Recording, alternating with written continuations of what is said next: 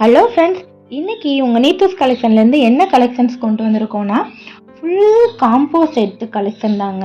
நிறைய பேர் காம்போ கேட்டுகிட்டே இருந்தீங்க. ஹேண்ட் ஸ்டாக் தாங்க காம்போ கலெக்ஷன்ஸு 1950 மட்டும்தான். இதில் என்னென்ன இந்த காம்போவில் என்னென்ன ஐட்டம்ஸ் இருக்குதுன்னு பார்க்கலாம். இங்கே பாருங்கள், ஒரு ஐம்பொன்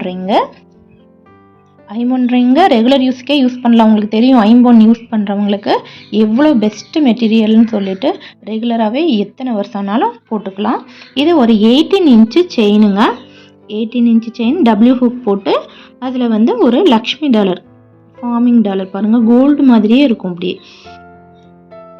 இது ஒன்று.